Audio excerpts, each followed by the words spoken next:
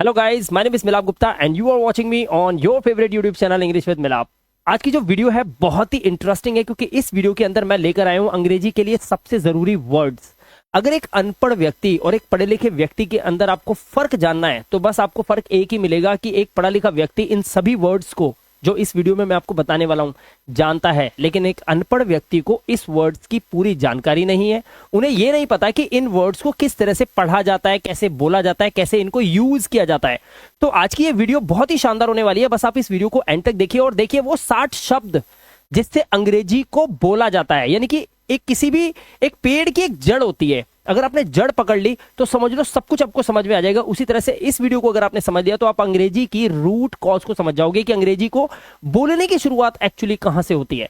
तो सबसे पहले यहां पर देखिए कुछ वर्ड्स है जो मैं आप लोगों के लिए लेकर आया हूं, एक एक करके इन वर्ड्स को समझाऊंगा। टोटल 61 वर्ड्स है। इनकी हिंदी क्या होती है, इनको कैसे बोला जाता है, आपको ये सब कुछ पता चल गया तो आप में और पढ़े लिखे में कोई फर्क खास रह नहीं जाएगा। जैसे देखिए ये जो टेबल आप देख रहे हैं ना, ये सबसे पहले अगर आप अंग्रेजी बोलना पढ़ना लिखना सीखना चाहते हैं तो सबसे पहले आपको ये टेबल याद करनी पड़ेगी। देखिए यहां पर टेबल है आय से शुरू। आय, इसको आय पढ़ा जाता है और इसका मतलब होता है मैं, जैसे कि मैं आपके सामने खड़ा हूं।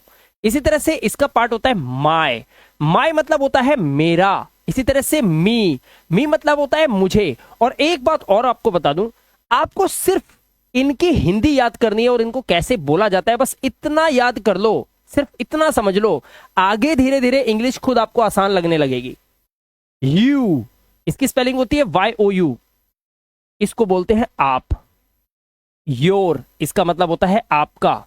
एक और यू होता है जो कि ऑब्जेक्टिव पार्ट में यानी कि सेंटेंस के बीच में या लास्ट में आपको देखने के लिए मिलेगा और इसका मतलब होता है आपको या तुम्हें। इसी तरह से हमारे पास है वी। वी मतलब होता है हम, ज्यादा लोगों के लिए। आर, आर मतलब होता है हमारा। अस, अस मतलब हमें। इसी तरह से यहां पर है दे। दे का मतलब होता है वे। जब दो या दो से ज्यादा लोग दूर खड़े होते हैं हम बोलते हैं वे लोग, तो वहां पर दे बोला जाता है। इसी तरह से देर, देर मतलब उनका। उसके बाद आता है देम। देम मतलब होता है उन्हें। नेक्स्ट है हमारा कोई लड़का अगर सामने खड़ा है आप उसको बोलते हैं वह, इंग्लिश होती है ही। इसी तरह से हिज, हिज मतलब होता है इस वह की कोई चीज। His book, his mobile phone, his car, इसका मतलब होता है उसका, यानी कि उसका मोबाइल फोन, उसका पेन, उसका, उसकी किताब, इन सब चीजों के लिए आप हिज लगाते हो। हिम मतलब होता है उसे। अगर यही वह किसी लड़की के लिए बोलना हो तो ही से पहले एस लग जाता है और ये हो जाता है शी। और शी का बनता है हर, इसका मतलब होता है उसका या उसकी, और हर मतलब होता है उससे। इसके बाद हमारे पास है इट। जितनी भी निर्जीव चीजें आप देखते हो, जैसे ये एसी, मेरे हाथ में ये कलम, मेरी ये शर्ट, ये माइक, ये लाइटें, ये सब कुछ, ये कुर्सियां, ये सब कुछ इट कहलाती हैं। और इट का मतलब होता है यह, इसका मतलब होता है इट्स, इसका का मतलब होता है इट्स। और एक और इट होता है जो सेंटेंस के बीच में या लास्ट में आपको देखने के लिए मिलता है और इसका मतलब होता है इसे। देखो एक चीज समझ लो, इनको जो बोला जाता है, इस टेबल का जो नाम है वो है प्रोनाउन। ये प्रोनाउन कौन होते हैं जी? आपको नाउन बताऊं क्या होते हैं?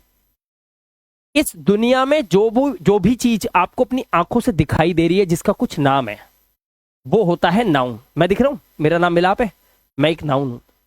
मुझे आप दिख रहे हो, मुझे तो एक कैमरा भी दिखाई दे रहा है। ये कैमरा मेरे लिए एक नाउन है क्योंकि मुझे पता है इसे बोलते हैं कैमरा। इसी तरह से वो एसी दिख रहा है, उसका भी एक नाम है एसी, तो ये एक नाउन है। किसी भी चीज को जिसे आप जानते हो, जैसे हाथी, सूंड वाला हाथी, आप जानते हो ना वो हाथी है, वो एक नाउन है। ठीक है, प्रोनाउन क्या होता है? मान लो एक लड़का खड़ा है रमेश, अब मैं भी जानता हूं उसका नाम रमेश है, आप भी जानते हो, तो ये तो हो गया नाउन। लेकिन मुझे ना अगर रमेश के बारे में 4-5 लाइनें आपको बोलनी है, रमेश मेरा दोस्त है, रमेश बहुत अच्छा है, रमेश स्कूल जाता है, रमेश पढ़ने में बहुत अच्छा है, रमेश बहुत अच्छा खिलाड़ी है, मैं बार बार रमेश रमेश थोड़ी करूंगा। तो मैं क्या करूंगा, पहले सेंटेंस में तो बोलूंगा रमेश है वो, मैंने क्या बोला, वह रमेश है, रमेश है वो। दूसरे में बोलूंगा रमेश बहुत अच्छा दोस्त है मेरा, मेरा बहुत अच्छा दोस्त है। अब उसके बाद मैं रमेश की जगह पे, क्योंकि वो एक लड़का है, तो मैं बार बार रमेश ना बोलकर मैं ही बोलना स्टार्ट करूंगा, यानी कि वह बहुत अच्छा है, वह बहुत अच्छा खिलाड़ी है, वह मेरा बहुत अच्छा दोस्त है। और बात किसकी हो रही है? रमेश की। तो प्रोनाउन मतलब होता है जो नाउन के स्थान पर आ जाए। नाउन का नाम आपको नहीं पता, भाई आपने बोला आपका नाम क्या है, अब जिसका नाम पूछ रहे हो आप, उसका कोई नाम तो है बट आपको नहीं पता, तो वहां पर आप प्रोनाउन यूज कर रहे हो। व्हाट इज योर नेम, तो आपने बोला ना योर, क्या बोला, योर नेम। यहां पर योर क्यों लगाया, क्योंकि आपको उसका नाम नहीं पता। अब मैं बोलता हूं माई नेम, मेरा नाम, तो मेरा कौन है, मैं तो मिलाप हूं, लेकिन मैंने मेरा क्यों बोला, मेरा इसलिए बोला क्योंकि मैं ये नहीं बोल सकता बार बार मिलाप का पेन, मिलाप का ऑफिस, मिलाप का माइक, मिलाप का कंप्यूटर, मिलाप का यूट्यूब चैनल, बार बार मिलाप मिलाप थोड़ी करूंगा। इस तरह से यहां पर प्रोनाउन यूज होता है नाउन की जगह पर। अब सोचो ये कितना इंपॉर्टेंट है, समझ रहे हो बात को। तो यहां पर ये टेबल जो है ये इस तरह से यूज होती है। इसमें ये जो होता है इनसे सेंटेंस ज्यादातर स्टार्ट होता है, और ये होता है सब्जेक्ट। क्या होता है, ये सब्जेक्ट का काम करते हैं, बहुत ज्यादा काम करते हैं सब्जेक्ट का। ठीक है, सब्जेक्ट की जितनी भी चीजें हैं, जैसे आप एक सब्जेक्ट हो, आपका एक नाम है, तो मैंने आपको बोला कि आप बहुत अच्छे हो, तो आप कौन हो गया, आप एक सब्जेक्ट हो। लेकिन आपकी बहुत सारी चीजें हैं इस दुनिया में, जैसे आपका मोबाइल फोन, आपका पेन, ऐसे ही मेरा मोबाइल फोन, मेरी कार, मेरे डिब्बे, मेरी कुर्सी, मेरा कंप्यूटर, मेरा डिजिटल बोर्ड।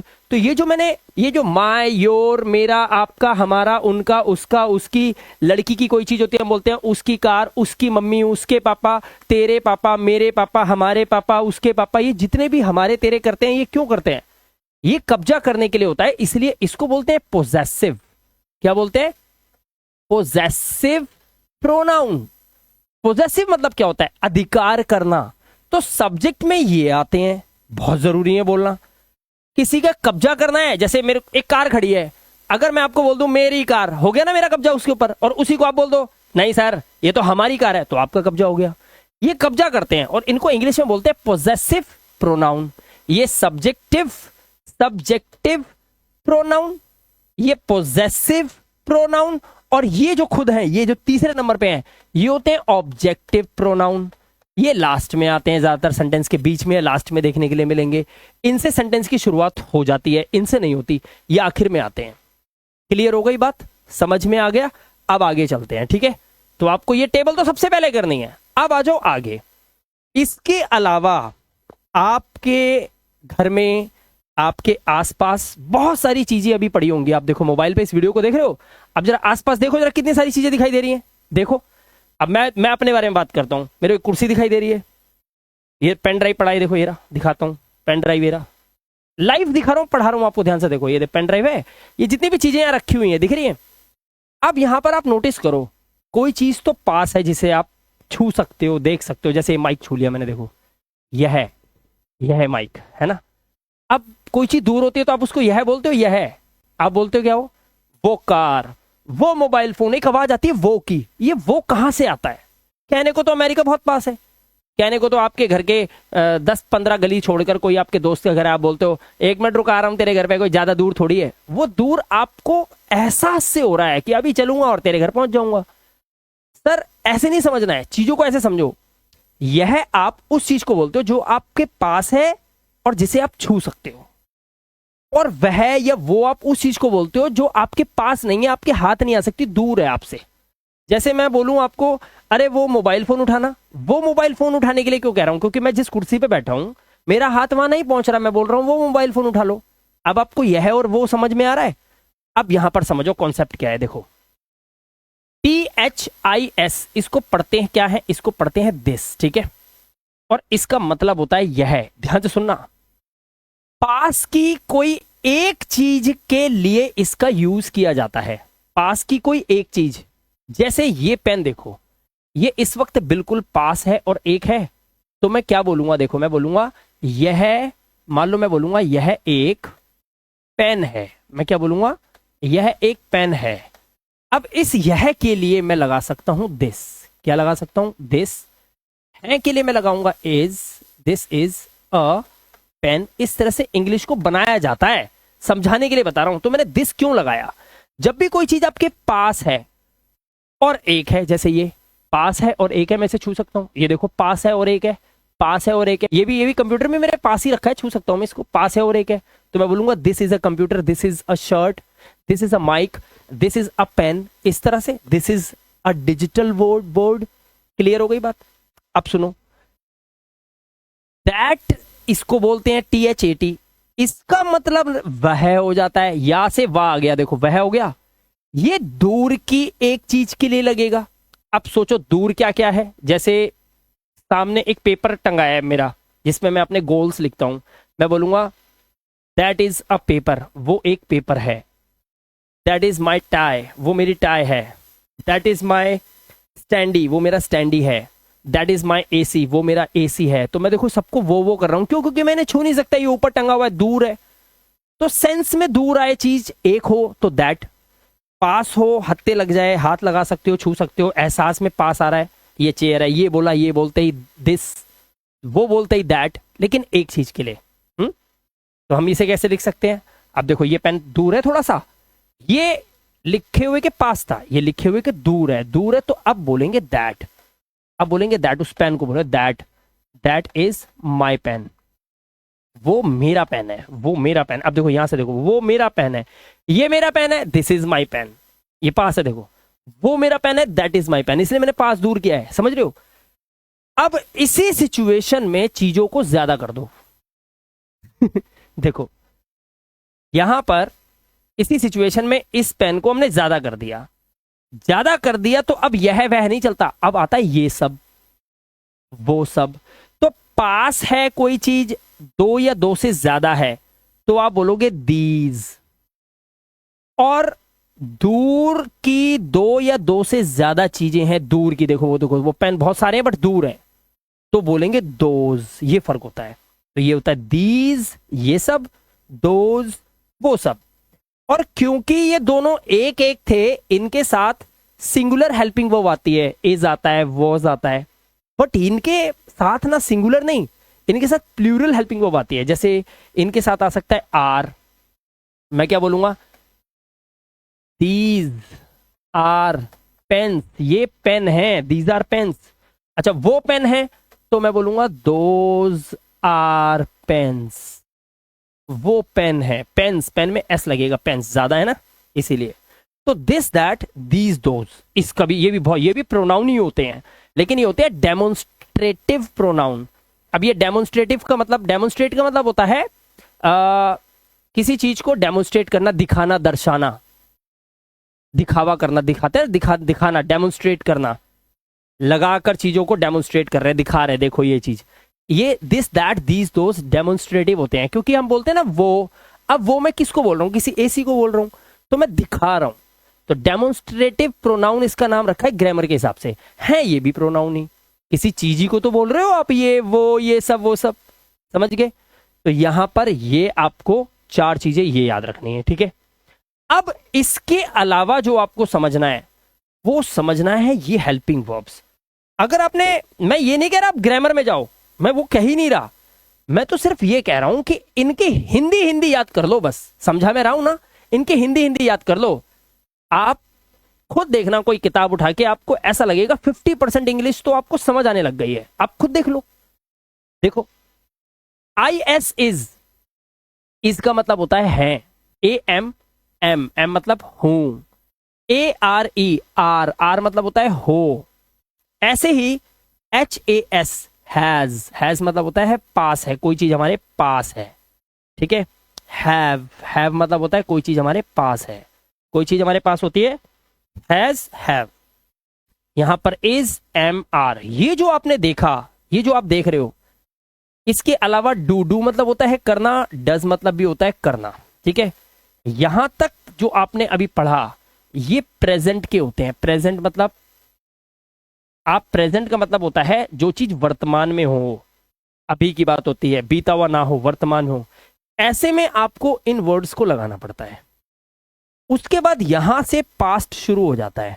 कहां से?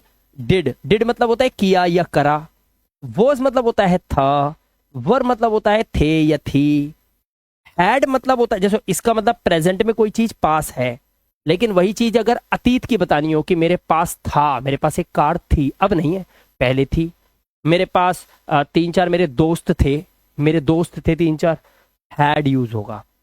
वहां पर इनका कोई काम नहीं है, क्योंकि आप पास्ट की बात कर रहे हो, बीते हुए समय की, तो पास था के लिए आप हैड लगाते हो, ठीक है? ये जो आप देख रहे हो ये फ्यूचर होता है, मतलब आने वाला भविष्य। ये समय अभी आया नहीं है, ये आएगा, उसमें आपको इनको यूज करना होता है। विल बी मतलब होता है होगा, होगी, होंगे। भाई मैं आज पढ़ रहा हूं, एमबीबीएस की पढ़ाई कर रहा हूं, मैं साइंस साइड है, मैं एमबीबीएस की पढ़ाई कर रहा हूं। मैं डॉक्टर कब बनूंगा? अभी बन गया पढ़ के? बनूंगा जब पूरा एमबीबीएस हो जाएगा, उसके बाद जब मेरे को डिग्री मिलेगी तो मैं डॉक्टर बनूंगा। तो मैं बोलूंगा I will be a doctor, मैं होऊंगा एक doctor. I will be a teacher, मैं होऊंगा एक टीचर। आपकी शादी हो जाए तो आप पिता बन गए क्या शादी वाले दिन ही? अभी तो शादी हुई है, बच्चे होंगे तब आप पिता बनोगे ना। तो आप बोलोगे I will be a father soon. Soon मतलब होता है जल्दी, जल्दी मैं एक पिता बनूंगा। I will be a father soon या I will be a mother soon. इस तरह से विल बी का यूज जैसे मैंने सेंटेंस बनाया ऐसे बनाने लगोगे आप। शैल बी का मतलब भी यही होता है, होगा, होगी, होंगे, दोनों सेम होते हैं। विल हैव मतलब होता है कोई चीज मेरे पास होगी, फ्यूचर में कोई चीज मेरे पास एक कार होगी तो मैं बोलूंगा I will have a car. I will have a pen, मेरे पास एक पेन होगा। या बोलो मेरे पास आप होंगे तो मैं बोलूंगा आई विल हैव यू। कुछ भी बनेगा, बस उसका सेंस होना चाहिए। ऐसे ही शैल हैव का मतलब भी पास होगा, होगी, पास होंगे होता है। ठीक है, ये समझ में आ गया। इसके बाद अब जो आप देख रहे हो ये होते हैं दिल की बात बताने वाले शब्द। इन्हें मॉडल वर्ब्स कहा जाता है। इनकी हिंदी याद कर लो। देखो हिंदी, कैन मतलब होता है सकता है। इसमें आप कोई ताकत, सामर्थ्य या एबिलिटी बताने के लिए काम करते हो। एबिलिटी, ABILITY, एबिलिटी बताने के लिए। कुड मतलब होता है सका, पाया या सकूंगा। मैं कुछ नहीं कर सका, मैं उसकी मदद नहीं कर सका, मतलब जो काम आप कर सकते हो वो आप पास्ट में बता रहे हो कि मैं कर नहीं सका, मैं ऐसा नहीं कर सका, मैं ये नहीं कर सका, मैं वो नहीं। सका पाया यूज होता है, सकूंगा इसकी हिंदी होती है। शुड मतलब होता है करना चाहिए। किसी को आप राय दो, राय लो या राय दो, तो आप ध्यान रखना इंग्लिश के अंदर एक ही शब्द है, चाहे आप अनपढ़ हो चाहे कोई पढ़ा लिखा है। फिर सुन लो, चाहे आप अनपढ़ हो इस वीडियो को देख रहे हो, चाहे कोई पढ़ा लिखा है, राय में आप भी यही बोलोगे आने वाले टाइम में, और जो पढ़ा लिखा है वो भी यही बोलता है।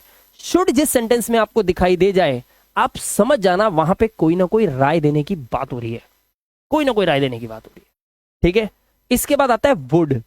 वुड का मतलब होता है करेगा या करता था। कैसे यूज करते हैं? जैसे मैं बोलूं कि मैं बचपन में पैदल स्कूल जाता था, मैं बचपन में बहुत खेलता था। इन सभी में जो सेंटेंस बोलूंगा कि पास्ट में ऐसा मैं करता था, मैं ये करता था, मैं वो करता था, ये सब वुड है, वुड का यूज होगा। ठीक है, नीड। नीड का मतलब होता है चाहिए। अब आप कहोगे सर ये भी चाहिए, ये भी चाहिए। देखो ग्रामर में तो मैं आपको उलझाऊंगा नहीं, आपको बस नीड का मतलब पता होना चाहिए, चाहिए। ये कब यूज होता है? इसमें तो राय चलती है, लेकिन ये चाहिए वो चाहिए नहीं है। ये चाहिए होता है जब आपको किसी चीज की कमी होती है। अगर मान लो आपके पास पैसे की कमी है तो आपको क्या चाहिए? अगर आपके पास खून की कमी है तो आपको क्या चाहिए? ये कोई राय थोड़ी दे रहा हूं, ये तो एक कमी है जो आप बताओगे। मैंने बोला तेरे पास पैसे की कमी है, क्या चाहिए? आप बोलोगे मुझे मुझे लोन चाहिए। यहां पर नीड आएगा, शुड नहीं आएगा, राय नहीं दे रहे आप तो कमी बता रहे हो। मैंने कहा अच्छा तुम्हारा यार शरीर बड़ा कमजोर है, तुम्हें क्या चाहिए? मुझे स्वस्थ भोजन चाहिए। तो आप बोलोगे I need healthy food, I need vitamins, I need minerals. समझ में आ रहा है?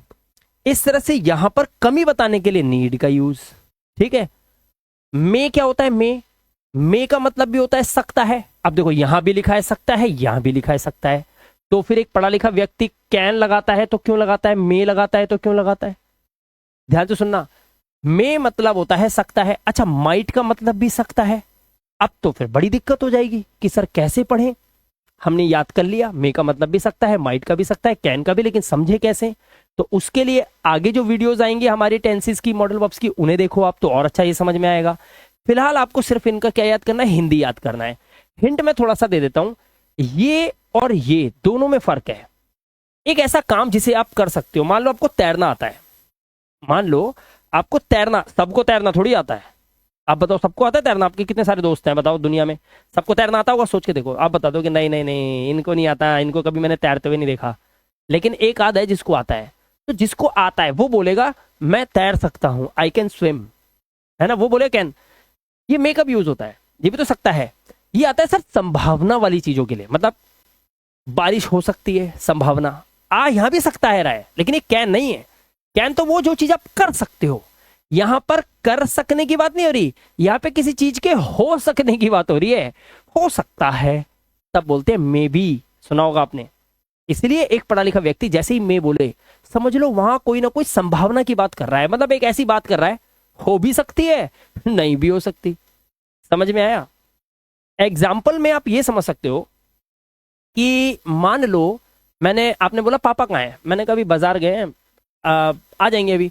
आपने बोला 12 बजे तक आ जाएंगे, अब मैं क्या बोल रहा हूँ, आपने बोला 12 बजे तक आ जाएंगे, मैंने हाँ आ सकते हैं। अब ये जो आ सकते हैं ये कैन नहीं है। आना जाना कोई एबिलिटी नहीं होती, कोई ताकत नहीं होती। तैरना है, तैरना तो एक सीखा हुआ काम है जो कर सकता हूं मैं, सब नहीं कर सकते।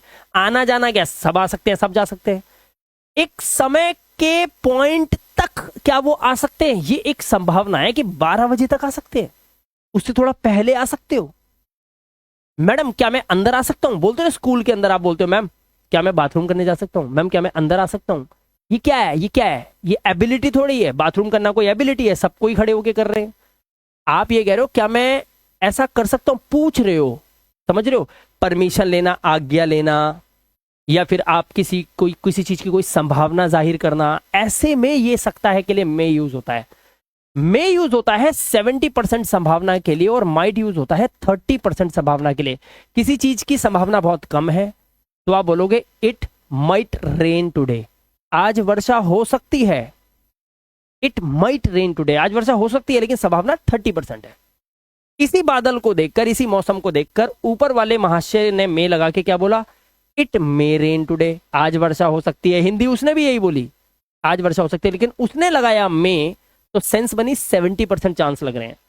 आपने बोला might, it might rain today, तो आपने भी वही बोला आज वर्षा हो सकती है, लेकिन आपके माइट लगते ही मेरे दिमाग में आएगा ये 30% संभावना बता रहा है।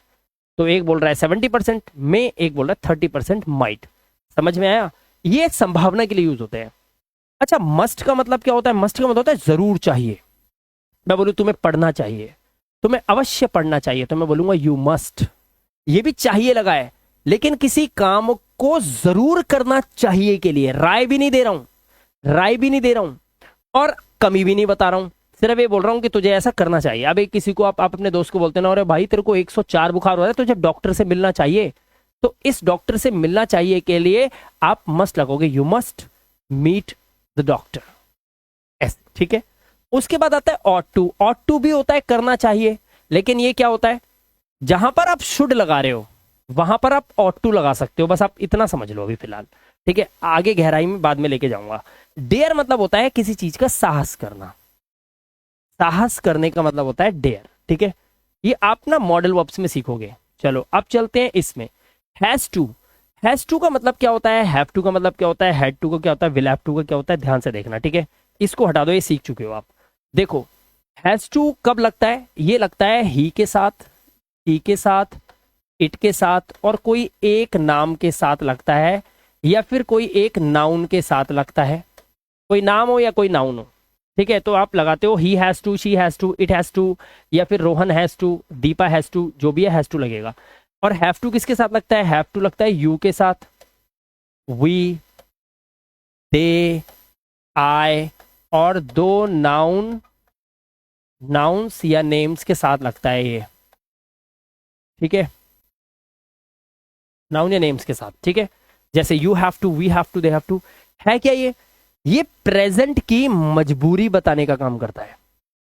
अगर मुझे ये बोलना है कि मुझे ये करना पड़ता है, मुझे कपड़े धोने पड़ते हैं, तो कोई काम अगर मुझे करना पड़ता है तो मैं सब्जेक्ट के अकॉर्डिंग लगाऊंगा इनको। अगर मान लो मुझे बोलना है उसे ये करना पड़ता है, तो मैं बोलूंगा she has to, she has to cook food, उसे खाना बनाना पड़ता है, she has to cook food.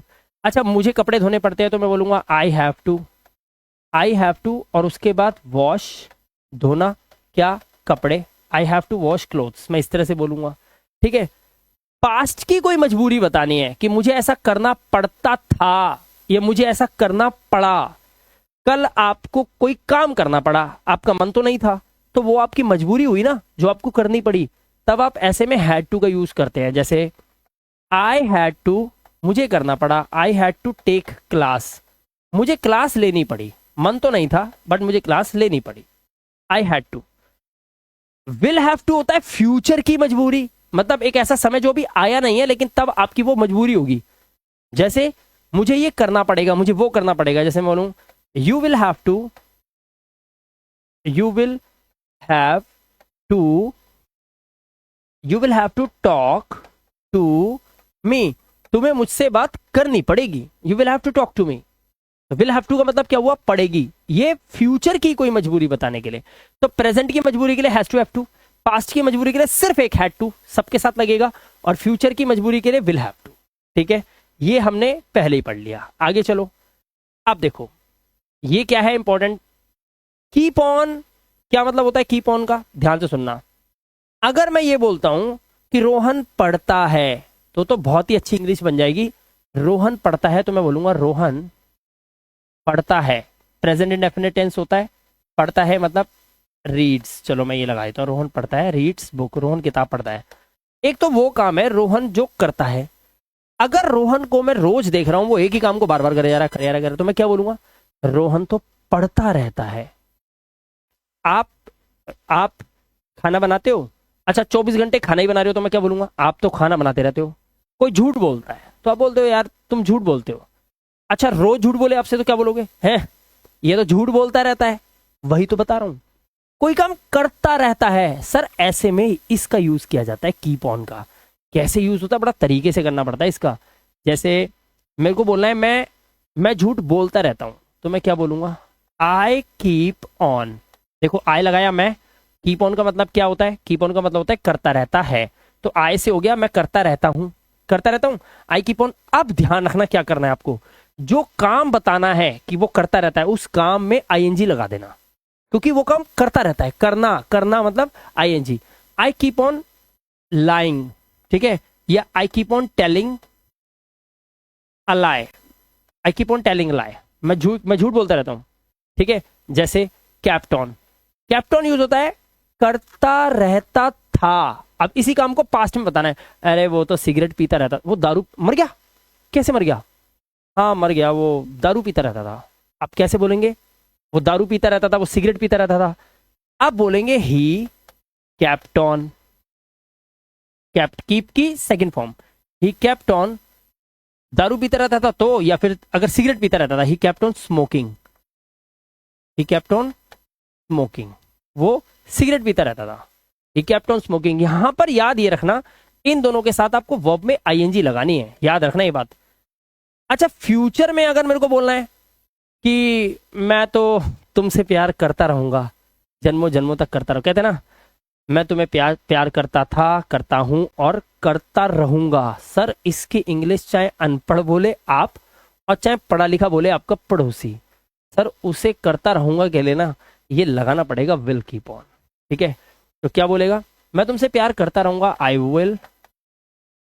Will keep on, प्यार करना यानी कि लव, लव में लगा देंगे I N G, I will keep on loving you, ये हो गया मैं तुमसे प्यार करता रहूंगा, ये लिखिए ये English, I will keep on loving you. ठीक है, सपोज्ड टू और अबाउट टू, पहली बात तो ये समझ लो, आपने सुना होगा बोलते हैं कि हाँ वो काम होने वाला है। जब हम बोलते हैं ना कि ऐसा होने वाला है, पापा आने वाले हैं, वो जाने वाला है, मम्मी खाना बनाने वाली है, भाई साहब 2 मिनट रुक जाओ मेरी मम्मी आने वाली है, तो ऐसे सेंटेंस में जिसमें सिर्फ आता है वाला है, वाली है, वाले हैं, किसी कोई काम होने वाला है, तब आप सपोज टू का यूज करते हैं। तो आप बोलेंगे जैसे मम्मी आने वाली है तो आप बोलोगे माई मॉम या my mother is supposed to, और वर्ब की फर्स्ट फॉर्म लगाना है suppose to come, COME, my mother is suppose to कम।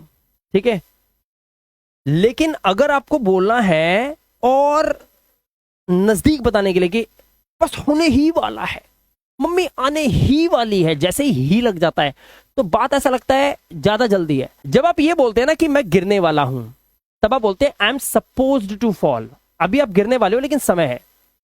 लेकिन अगर आप ये बोलते हो कि I am about to fall, about to fall, about to लगने का मतलब ऐसे नहीं है, ये तो है I am suppose to fall, मैं गिरने वाला हूं, देख ले मैं गिरने वाला हूं, I am suppose to fall.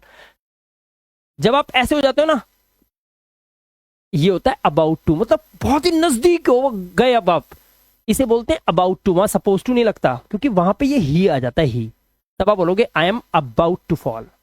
मम्मी आने वाली है, my mother is supposed to come, मेरी मम्मी आने ही वाली है, my mother is about to come. समझ आ रहा है? इस तरह से आपको इनका यूज करना पड़ता है। तो ये जो मैंने आपको आज 61 वर्ड्स बताए हैं, ये बहुत ही इंपॉर्टेंट होते हैं। समझा भी दिया है मैंने, लेकिन अगर आप इनकी सिर्फ हिंदी याद कर लो और इन्हें कैसे बोलते हैं इतना याद कर लो, तो आपकी अंग्रेजी का आधे से ज्यादा मसला हल हो जाएगा। ठीक है, इस वीडियो को अगर आपको अच्छा लगे तो लाइक करना, वीडियो को ज्यादा से ज्यादा स्टूडेंट्स के साथ सोशल मीडिया प्लेटफॉर्म पे अगर आप हो तो वहां शेयर करने की कोशिश करना, और हमारे चैनल पे पहली बार आए हो इसे आज ही सब्सक्राइब कर लो, क्योंकि और भी वीडियोस मैं आप लोगों के लिए लाऊंगा तो आप नई नई चीजें रोज डेली सीखोगे। अब मैं यहाँ पर एक छोटी सी इन्फॉर्मेशन आपको देना चाहता हूँ दोस्तों, अगर आपको मेरा पढ़ाया हुआ अच्छा लगता है और आपको लगता है कि आप अंग्रेजी को मेरे साथ रह के बहुत जल्दी सीख जाएंगे, तो मैंने एक कोर्स लॉन्च किया है जिसका नाम है zero to hero level course. दोस्तों ये इंडिया का नंबर 1 कोर्स अब बन चुका है, क्योंकि यहां पर बहुत सारे लोग अंग्रेजी को ग्रामर से नहीं सीख रहे हैं, ग्रामर में उलझ कर नहीं सीख रहे हैं, अंग्रेजी को पढ़ना लिखना और बोलना सीख रहे हैं बिल्कुल जीरो से, यानी कि काका गा से पूरे हिंदुस्तान को अंग्रेजी पढ़ना लिखना और बोलना मैं सिखा रहा हूं। अगर आप इंटरेस्टेड हैं तो हमारे इस कोर्स को ज्वाइन कर सकते हैं। इस कोर्स का प्राइस है मात्र 1999 रुपए, यानी कि सिर्फ 2000 रुपए, और इसकी वैलिडिटी 1 साल की है। यहां पर देखिए हिंदी से अंग्रेजी बनाना सीख जाओगे, हर अंग्रेजी मात्राओं की जानकारी सीखोगे, अंग्रेजी में नाम लिखना सीखोगे, अंग्रेजी पढ़ना लिखना और बोलना सीख जाओगे, अंग्रेजी के वर्ड्स बनाना सीखोगे, इंग्लिश ग्रामर का पूरा ज्ञान भी इसी कोर्स के साथ जुड़ा हुआ है। ठीक है, simple sentences, tenses, active passive, direct indirect speech, articles, preposition, structures, modal verbs, ये सब कुछ आपको मिलता है। रिकॉर्डेड वीडियोस मिलेंगी 130 से भी ज्यादा लाइव क्लासेस मेरे साथ आप लोगे, और 30 डाउट सेशन क्लासेस होगी, यानी कि टोटल 60 लाइव क्लासेस आपको मिल रही है इस कोर्स के अंदर, सब कुछ बिल्कुल फ्री। और ये कोर्स ज्वाइन करने से ये 2000 रुपए आप इन्वेस्ट कर रहे हो, ये मुझे नहीं दे रहे, आप अपने ऊपर इन्वेस्ट कर रहे हो। और अगर ये अपने ऊपर इन्वेस्ट कर रहे हो तो आप सोच लो कि अगर आपको अंग्रेजी आ गई तो आपके बच्चे जरूर बोलेंगे, और अगर आपके बच्चों को आ गई तो उनके बच्चे जरूर बोलेंगे, और इस तरह से आप अपनी आने वाली जनरेशन, अपनी पीढ़ियों के लिए एक अच्छा काम करके जा रहे हो। ये भाषा उनको दान दोगे आप। बस करना ही है कि आज एक छोटा सा डिसीजन लेना है और इस कोर्स को आपको ज्वाइन कर लेना है। अगर आप इस कोर्स को ज्वाइन करना चाहते हैं तो बहुत ही सिंपल है, ये नंबर दिया हुआ है 9205788139, इस नंबर पे हमारी टीम से आज ही बात करो। नीचे स्क्रीन पे भी आपको नंबर दिखाई दे रहा होगा, आप इस पे कॉल करके बात कर सकते हैं, व्हाट्सएप पे मैसेज कर सकते हैं और हमारे इस कोर्स को ले सकते हैं। दूसरा ऑप्शन, प्ले स्टोर से भी डायरेक्ट हमारे इस ऐप को डाउनलोड कर सकते हैं, नाम है इंग्लिश विद मिलाप, जो कि हमारे चैनल का नाम है। प्ले स्टोर से डाउनलोड करके भी आप हमारे इस कोर्स में आ सकते हैं। और तीसरा ऑप्शन, जहां ये वीडियो देख रहे हैं, चाहे फेसबुक है चाहे यूट्यूब है, इसके डिस्क्रिप्शन में जब आप देखोगे तो वहां पर आपको इस कोर्स का लिंक मिल जाएगा, क्लिक करके ऐप डाउनलोड करके वहां से भी इस कोर्स को आप ले सकते हैं। फिलहाल इस वीडियो में इतना ही दोस्तों, मैं मिलाप गुप्ता मिलूंगा आपसे नेक्स्ट इंटरेस्टिंग वीडियो के साथ। Till then, good bye.